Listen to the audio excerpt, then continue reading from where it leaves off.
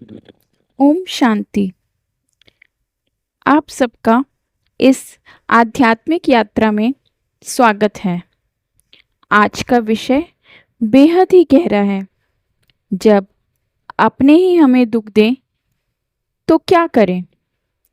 कभी कभी जिनसे हम सबसे ज़्यादा प्रेम करते हैं वही हमारे दिल को सबसे अधिक चोट पहुंचाते हैं। वो अपने माँ बाप, जीवन साथी, भाई बहन या कई बार कोई घनिष्ठ मित्र भी होते हैं। क्या आपने कभी महसूस किया है कि किसी अपने की एक बात, एक बर्ताव आपके भीतर गहराई से टूटन को पैदा कर देता है? क्यों होता है ऐसा? और अगर होता भी है तो उससे बाहर कैसे निकलें? आइए आपको ब्रह्मा कुमारी के माध्यम से बताते हैं।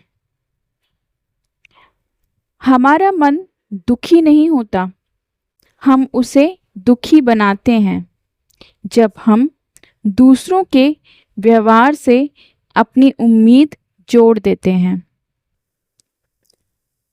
इसके लिए पहले हमें जानना होगा आत्मा का स्वभाव और संबंधों की समझ। हम सभी एक आत्मा है, चेतन शक्ति, शांत, प्रेमपूर्ण, आनंदमयी आत्मा।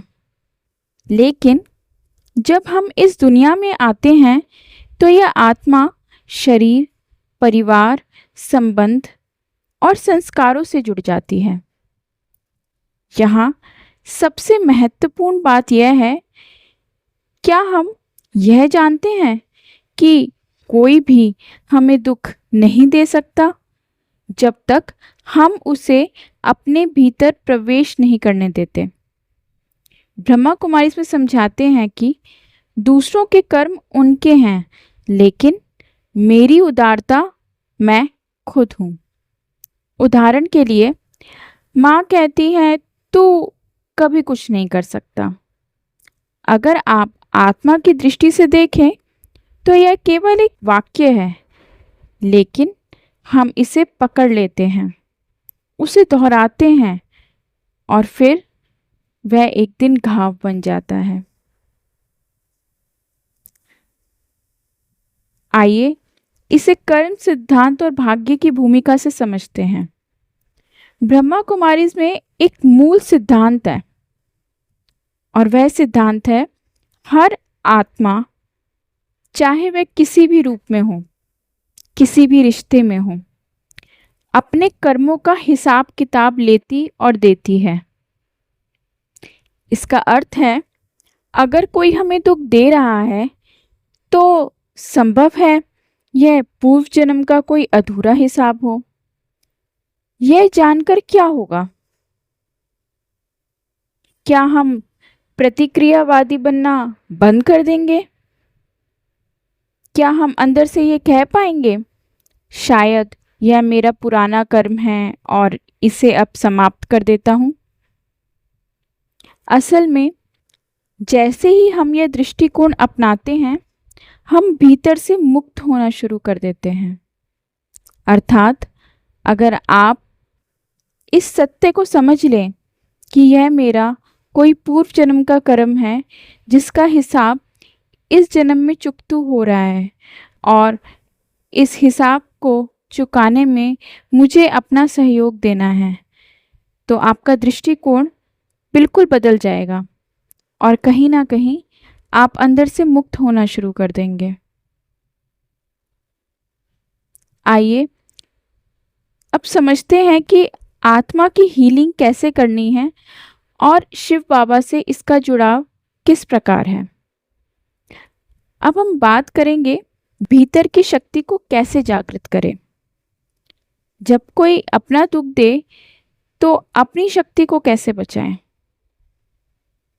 ब्रह्मा कुमारी इसमें कहते हैं, मन को शक्ति देने वाला केवल एक परमात्मा शिव है। राजयोग मेडिटेशन के माध्यम से हम शिव बाबा से जुड़ते हैं और उस शांत ऊर्जा से हमारा मन ठंडा होता है आप चाहें तो एकांत में बैठ जाएं। एकांत में बैठकर अपनी आंखों को बंद कर कर अपने अंदर जाएं और राजयोग के माध्यम से आप अपने आप से बात करें, अपनी आत्मा को शिव बाबा से जोड़ें और बोलें, मैं आत्मा हूँ, मैं शांत स्वरूप आत्मा हूँ। मेरे सामने शिव बाबा हैं। शिव बाबा मुझे दिव्य ऊर्जा प्रदान कर रहे हैं और वह ऊर्जा मेरे अंदर समा रही है। आप महसूस करेंगे कि शिव बाबा की ऊर्जा से आप अंदर तक हील हो रहे हैं। आइए आपको आगे बताते हैं व्यवहारिक उदाहरण और परिवर्तन की कहानियाँ। एक बहन थी जिनका बेटा बहुत अपशब्द कहता था। वह बहन रोज रोती थी। फिर उन्होंने ब्रह्मा कुमारी से जुड़कर शिव बाबा से संबंध बनाना शुरू किया। धीरे धीरे उन्होंने रोना बंद किया, प्रतिक्रिया देना बंद किया और रोज राजयोग करना शुरू किया। 6 महीने में उनके बेटे के व्यवहार में परिवर्तन आ गया। अब यहाँ सवाल यह आता है कि राजयोग करने से बेटे के व्यवहार में कैसे परिवर्तन आया? क्योंकि बहन की ऊर्जा बदल गई तो संबंधों की धारा भी बदल गई। अर्थात जब उनके अंदर से सकारात्मक किरणें बाहर निकली तो उससे संबंधों पे फर्क आ गया। जब तक वो नकारात्मक सोच रही थी, जब तक वो ये सोच रही थी कि ये मेरे साथ क्यों हो रहा है, ऐसा सभी क्यों करते हैं मेरे साथ, मेरे अपने बेटे ने भी मेरे साथ ऐसा क्यों किया, तब तक उनके अंदर से निकलने वाली नकारात्मक ऊर्जा उनकी तरफ और नकारात्मक चीज़ों को आकर्षित कर रही थी। और साथ में यह भी था कि वह नकारात्मकता को महसूस कर रही थी। राजयोग करने से उन्होंने शिव बाबा की शक्ति को, उस परम ज्योति सकारात्मकता को अपने अंदर महसूस किया। जब उन्होंने अपने अंदर सकारात्मकता को महसूस किया तब उनके अंदर के जो घाव जो उन्हें अपनों से मिले थे वह भरने शुरू हो गए। उनके अंदर से सकारात्मकता बाहर निकली और उसका असर उनके संबंधों में भी दिखा। क्योंकि जब हमारी ऊर्जा बदलती है तो संबंधों की धारा भी बदलती है। यह है सच्चा परिवर्तन और इसे ही आत्मा का परिवर्तन भी कहते हैं। तो अब सवाल उठता है कि अब क्या करें जब अपने दुख दें?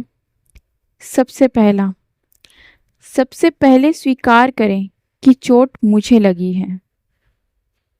फिर याद रखें कि मैं आत्मा हूँ और सामने वाला भी आत्मा है। तीसरा, जो सत्य है और इसे कोई स्वीकार नहीं कर पाता है आसानी से, और वह यह है कि पुराना कर्म है जो इस जन्म में हिसाब चुकता हो रहा है। राजयोग के माध्यम से शिव बाबा से शक्ति लें और सबसे ज़रूरी क्षमा करें। जब आप क्षमा करते हैं तो आप खुद को मुक्त कर देते हैं उस दर्द से, उस तकलीफ से। प्रत्येक दिन 5 मिनट का मौन धारण कर, 5 मिनट शिव बाबा को याद कर, 5 मिनट आत्मचिंतन करें। आप तभी मुक्त होंगे जब आप भीतर से खुद को प्रेम देंगे और शिव बाबा से जुड़ेंगे। ओम शांति।